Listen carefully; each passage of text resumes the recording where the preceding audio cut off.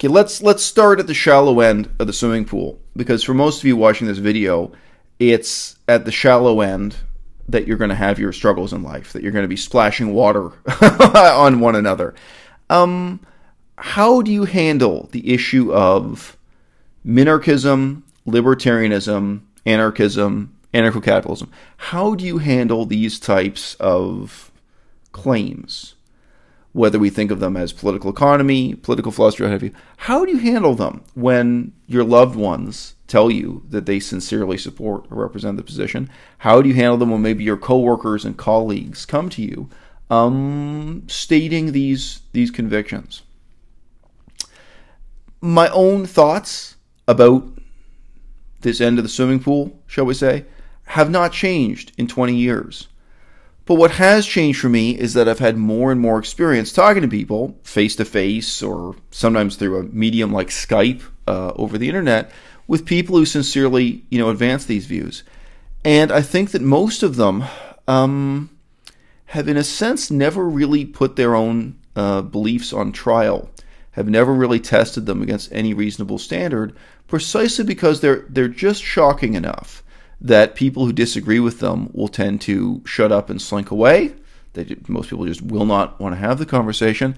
And because their political platform is just removed enough from reality, it's just enough steps removed from anything that could be implemented in real life, that they don't really think it through in its practical implications, nor are they drawn into debates or forms of political activism where they would have to prove the practicality or the implementability of their political vision. So by contrast, if you make the very broad statement that you think poor people should not be deprived of the right to have surgery, let's say a life-saving surgery, just because they lack the ability to pay, they lack the money, right away someone can reply to that by saying, oh, well, yes, but do you believe that you should actually implement single-payer health care or some other? Do you believe that the government should be able to intrude into the private sector in order to force doctors to provide surgery for free? They may ask any number of questions that then immediately challenge your belief,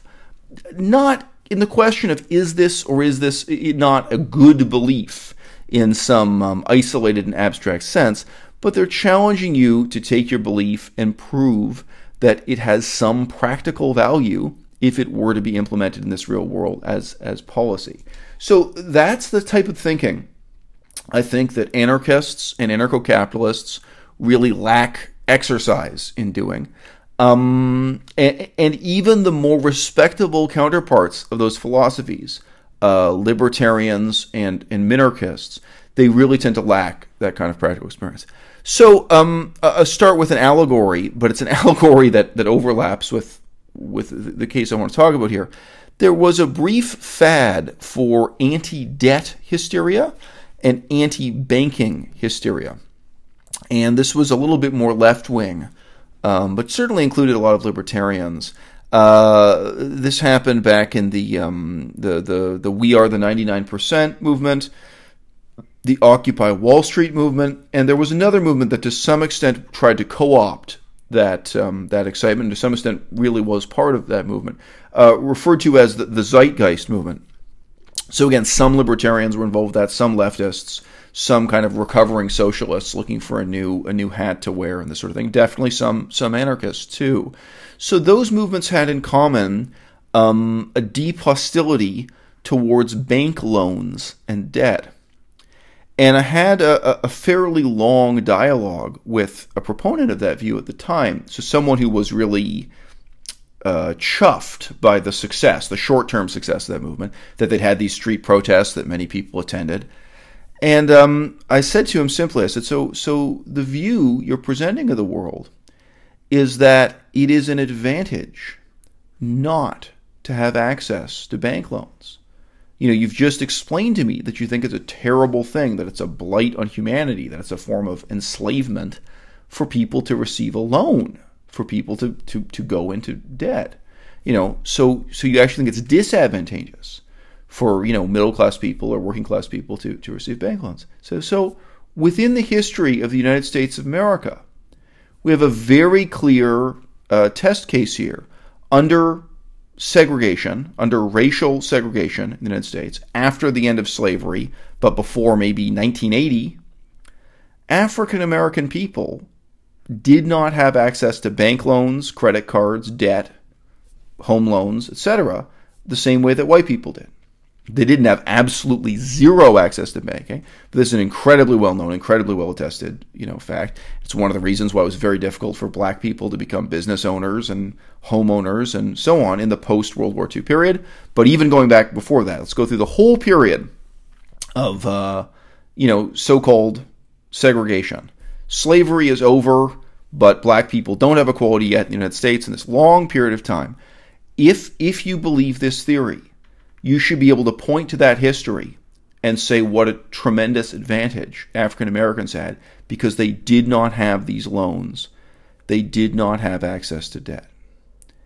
Now that discussion in and of itself, I can say, was devastating for the other person I was debating. Now, what am I doing in that debate? This is not Socratic method. This is not even debating with them the merits of their belief or their political position. It's not questioning whether or not their beliefs or their values are good, because that's what they're used to. What anarchists are used to debating is whether or not their ideology, in a sort of packaged form, separated from reality and its consequences, if it were implemented, whether or not it is good in an abstract sense. So this is like, taking a tool out of the context of the workshop and placing it in a display case in a museum and saying, is this a good tool or not? Well, we might be able to judge whether or not it looks pretty when it's on display in a museum and an art gallery, but that's not really what I want to do. I want to take it back into the workshop and see what the outcomes are, see whether or not it can scratch and cut, whether or not it can do the job, shall we say, of cutting and polishing gemstones when we put it to the test. And it's remarkable to me that people who really deeply and passionately have these sorts of convictions, for example, the conviction that debt and banking is some kind of terrible blight on humanity, how quickly those deeply held beliefs fall apart when we just invite them to take a few footsteps down the road of proving the concept, just thinking through what are the necessary consequences if that were true and if that were taken seriously within the remit of mainstream politics. And of course, it is not. Now, in this same way, I had a debate or discussion not too long ago with an anarcho-capitalist, with a sincerely believing anarcho-capitalist via voice chat similar to Skype. And I presented him with the very clear parallel within the history of the United States of America. I said, so what you're saying is, what you as an anarcho-capitalist are claiming, and again, anarcho-capitalism in many ways is a more rude and transparent presentation of the same set of values and priorities that can appear in the guise of minarchism or libertarianism, especially right-wing libertarianism, but left-wing libertarianism too to some extent. So the case you're presenting to me is that people would be much better off, they'd have tremendous advantages if they were not burdened by access to government-provided healthcare, access to government-provided education, access to government-provided roads, electricity, and these other services. And I said, so, and that basically the less of these things they have, the better off they would be. Not to mention, of course, taxes, which, the whole issue of taxation is fetishized to an unbelievable extent, these ideologies. So tell me, when you look at the history of the United States over the last 500 years, do you see evidence that indigenous Americans, Native Americans, American Indians, sorry, I'm just filling the blanks. Some people watching these videos, English is not their first language. I mean groups like the Navajo, people who were, indigenous to North America before they were conquered by Europeans. People like the Navajo and the Mohawks, so on and so forth.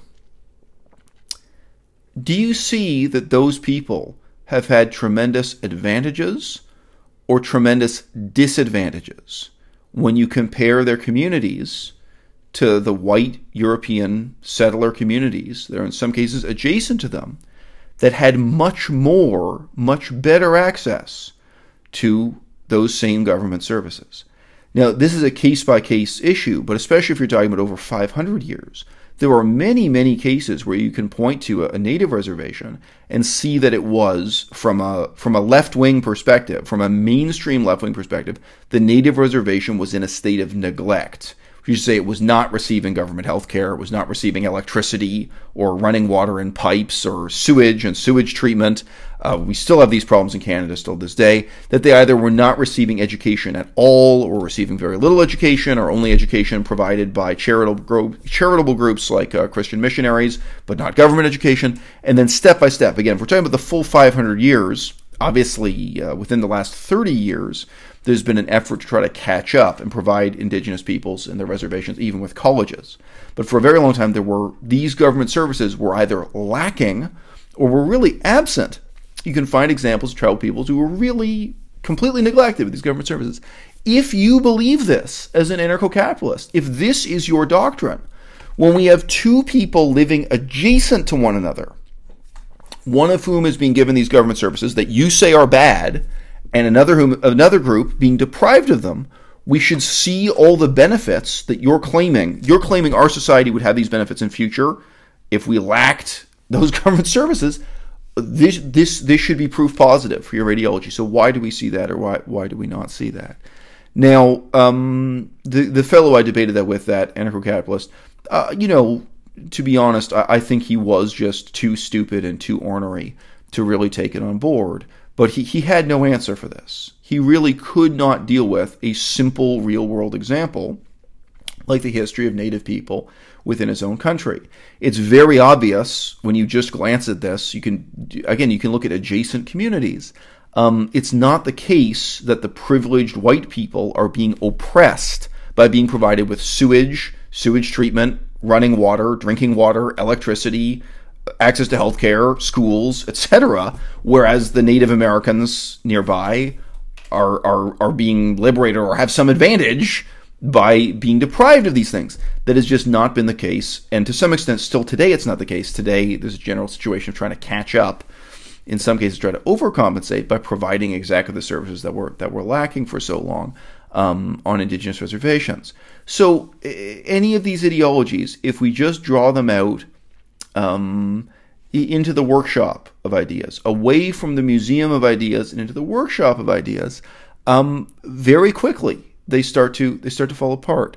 With both, with libertarians and anarchists and these other flavors like minarchism in between, I have very rarely heard any intelligent response to simply questioning, how do you plan to deal with sewage treatment? Or indeed, even if you want to do it in a little bit more of an abstract way, dealing with the virtues of the question, in what sense is it immoral for government to get organized and deal with water pollution in the form of sewage treatment? Why is that immoral? Because many of them use these very extreme, bold statements that any kind of government intervention like this is theft and is a crime and is terribly oppressive. Well, people need to get organized and make sure that they're not poisoning themselves by having sewage dumped into the river and then end up drinking that same water further down the river. Among other problems is cholera. This is not the only health problem you're going to have through improper handling of sewage and improper management of your drinking water. So a central authority to organize and manage sewage and the sources of drinking water and to enforce standards for both. Obviously, this is going to be handled by a government, which all around the world, many, many governments do a very good job of, or it's going to be handled by another organization that will resemble the government in practically every sense. So if you lived in a society that didn't have government water quality assurance, drinking water, and sewage treatment, if you just imagine what are the necessary features of the agency that does this, well, it needs to have a centralized authority. It needs to collect a small amount of money from everyone who's benefiting from the service. So if it's not taxation, it's going to be a type of fee for drinking water and using the toilets, which will resemble taxation. And it's going to have special rights and privileges to dig up pipes, to, suddenly make repairs and snoop around and install things like sewers and sewage treatment plants. It's going to need a sense of, they're going to have to be extraordinary legal privileges given to this agency that's managing sewage treatment if it is not the government. So if you imagine a deeply Catholic society, if the Catholic Church took over sewage treatment and the provision of clean drinking water, the Catholic Church would, step by step, start to take on many of the characteristics of a government. And if it were not the Catholic Church, if it were a corporation, a huge corporation like Samsung in South Korea, well, Samsung would start to resemble a government precisely because they'd be involved in this type of operation and with collecting the funds to support it and so on and so forth.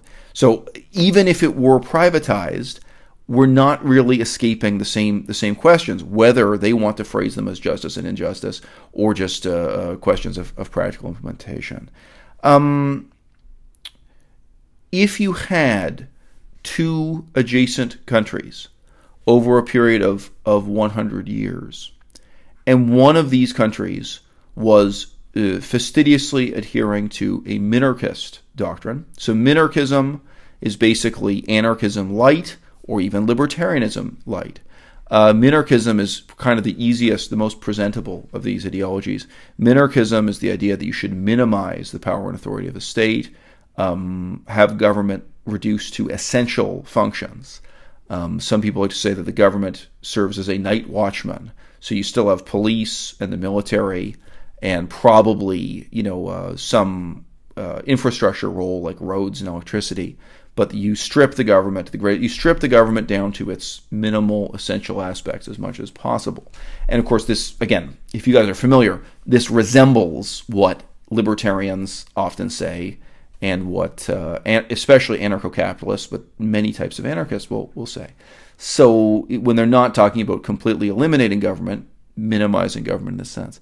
If we had a contrast between two adjacent countries where in one country, people lived with the sort of terrible neglect that indigenous people of America had, certainly for at least the first couple centuries of their history after they were forced onto native reservations. No access to health care, education, running water, electricity. If they had even the same kind of neglect that African Americans had when they were put into ghettos and when they were settled as sharecroppers after the abolition of slavery, but before they'd achieved real civil rights and equality. If you had one country where this wasn't the status of the oppressed minority, but was the way the whole country ran, this would be minarchism, this would be libertarianism or anarcho-capitalism, where they were just left to sort things out for themselves in this manner. And indeed, where they relied on for their source of education, Christian missionaries or other charitable agencies, due to the lack of government involvement in these things. And next door, there was a country with the same kind of, shall we say, mainstream moderate democracy policies that you see in Denmark and Sweden. The government providing schools, hospitals, roads, electricity, infrastructure. The government pursuing excellence by building up an expansive and expensive welfare state.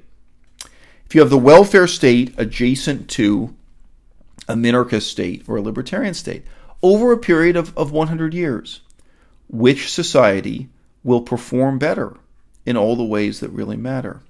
This may sound a little bit too hypothetical for you guys, but we've actually just lived through a long period of history when tremendously powerful political forces openly conspired, to make this sort of experiment happen. What do you think the arrangement was that created the contrast between East Germany and West Germany? It was a very open political arrangement between the Soviet Union and the United States, primarily. England and other countries were also involved. It was an arrangement in which both sides thought that they would prove the strength of their ideology by showing how much better they could rebuild Germany, what sort of new society they could create in the rubble and ashes of Germany after World War II. And you will note that during periods of time when there was outright starvation in the Soviet Union and China, there was not starvation in East Germany. Where people were starving in the Ukraine, there were still rations of rice, wheat, and what have you. being sent to East Germany. I recently read about even China's involvement in that. That's why I mentioned rice. It's actually China exporting rice to East Germany. There was overall a sense that East Germany had to be the showpiece for the success of the communist system, the success of the socialist economy, the command economy, that they had to make, the quality of the apartments and the food and the life that people were enjoying in East Germany, they had to be able to show this to Western Europe and say, hey, see how much better life is in East Germany than West Germany. Now, I don't even have to insert a footnote here. From my perspective, life in East Germany was horrible. You can watch, there have been several actually very good movies made by people who grew up in East Germany about what life was like, documentaries and fiction films, talking about the subtle ways in which it was horrible. However, they had a budget. This was trying to show off how wonderful communism could be.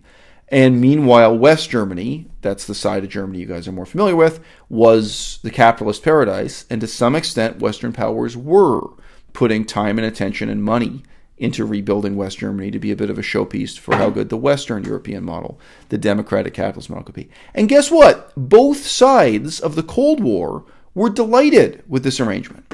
They said, great, we have two countries adjacent to each other, proving their respective ideological systems, peacefully competing in showing who has a better ideology. So they decided to do it again. They decided they would do it again in the partition of North Korea versus South Korea. And that's a partition that still endures to this day. They decided they would do it again in the partition of Taiwan from mainland China. And in the earlier period of American involvement in Taiwan, one of the main forms of CIA involvement was actually improving the farming technology in Taiwan. They wanted to make sure that Taiwan had the best pineapple farms in Asia and this kind of thing. They wanted to show, because a lot of the communists cared a lot about farming and agriculture, they wanted to show that in Taiwan the farmers were prosperous and they had this marvelous quality of living and very productive, while people were, as it turns out, starving in communist China. But communist China and the Soviet Union, they were obsessed with having highly productive farms, and their results were, of course, tragic. But that's what they were trying to achieve. And it's hilarious to read. Well, I don't know. Depends on your sense of humor. It's hilarious or it's tragic to read the perspective of Richard Nixon when he's complaining that all he was trying to do in Vietnam was the same thing that they had already done in separating North Korea from South Korea. The ending to the war he was trying to arrange, at least in his early days, said, oh, well, why couldn't they just divide Vietnam into North Vietnam and South Vietnam, and then likewise act out this already familiar script of having two adjacent countries, two political systems. So this is actually a very overt part of political history in the 20th century and now the 21st century. The idea of, on an experimental basis, having the same ethnic group of people, the same language group of people, the same culture, divided into two halves with two ideological systems, two political systems, and see how it plays out. See who wins, have a sense of non-violent competition between political ideologies. So in this sort of scenario, I just say, whether you're talking it through with a libertarian, an anarchist, an anarcho-capitalist, or a minarchist, I don't think that anyone working this through in a pragmatic level could possibly believe that if you have a North Korea versus South Korea sort of contrast, that a poorly governed country is going to outperform a well-governed country. That's ultimately what we're talking about. That a country where government takes no positive part in education, where it takes no positive part in expanding infrastructure, supporting the progress of science, where the government takes no positive part in, for example, prisons and prison education, trying to reform and improve people who have committed crimes and end up in prison, where the government takes no positive part in dealing with drug addicts and trying to reduce or eliminate drug addiction. These things can become an epidemic quite easily. There are many historical, examples of this, countries where the percentage of the population who are drug addicts gets way out of control. The myriad ways in which government can be positively involved in shaping the future development of society. I mean, yes, of course there are going to be some examples that look a bit absurd. Did the United States really need to send a man to the moon? Did Canada really need to build the Grand Trunk Railway. The Grand Trunk Railway is a famous, failure of Canadian history, or Canadian infrastructure projects. When I was a boy, we still had government debt in the books from building that railroad. Yes, there are boondoggles, there are laughable failures and so on. But what we're really talking about in embracing libertarianism and minarchism is basically the idea that rather than trying and failing, it would be better to not try at all. And in the laboratory of ideas, in the workshop of ideas, in terms of testing and proving these things, I think it's very clear that the outcomes would be much, much worse. Now, I just end this video by saying both the museum and the laboratory, both the museum and the workshop have some positive role to play in talking about this kind of political philosophy. Either a policy is bad in itself, it's just bad regarded in isolation and abstract, or you think it's bad merely on account of who is carrying it out, right? So I do think that it is a bad idea to have the Catholic Church run prisons. I think it's a bad idea to have the Catholic Church run schools for children. However, I do not think that schools are a bad idea in themselves. I do not think that prisons are a bad idea in themselves. I understand that many people who are on the anarchist and libertarian end of the spectrum really sincerely have so much apprehension and hostility towards government that they regard the concept of government-administered schools as something as odious, as threatening, as I might regard a Catholic-run school. And guys, in case you're watching this and you're baffled that I would be afraid to put my kids into a Catholic school, how would you feel about putting your kids into a Muslim school? How about a Muslim fundamentalist school? How about a school that's run by the Taliban? This really exists in Afghanistan and elsewhere. How about a school run by the Muslim Brotherhood or any other fundamentalist Muslim group? Well, now think about how I would feel putting my kids into a Catholic school. I'm not comfortable with it. I'm not comfortable with children anywhere being raised under the religious authority and educational authority of the Catholic Church. I think that's deeply problematic. And if you don't think that about the Catholic Church, then you must think it about some religion, whether it's Islam or Hinduism or some hypothetical cult group you just have to imagine. You can't possibly be satisfied with any and every ideology running schools, nor any and every ideology running hospitals, prisons, sewage treatment plants, being responsible for testing and ensuring that the drinking water coming out of your tap is safe. And it is a peculiar thing to say that the concept of government-controlled services is vindicated precisely because a government is not beholden to any one ideology or to any one religion, that ultimately it is beholden to the people. And that's the puzzle of democracy that we've all been struggling with since Aristotle lived and died and passed us the torch to carry ahead. But ultimately, a prison or a hospital or a school run by a government, it may be as bad as that government, but it also may be as good as the people can force their government to be. And I, for my part, am very confident that I have more bargaining power with my government, I have more lobbying power with my government, I have more purchase and democratic principle to influence my government than I could ever possibly have in trying to influence Islam or Catholicism to reform and teach principles that are contrary to their deeply vested interests. Okay, guys, thanks for your time. This has been, believe it or not, the single most requested video on my channel in the past 2 years. Many, many people wrote in asking me to speak on libertarianism. They asked for so long that I forgot that I hadn't yet gotten around to doing it. Thanks for your time. The usual links are below this video. Hit me up on Patreon. Follow me on Twitter.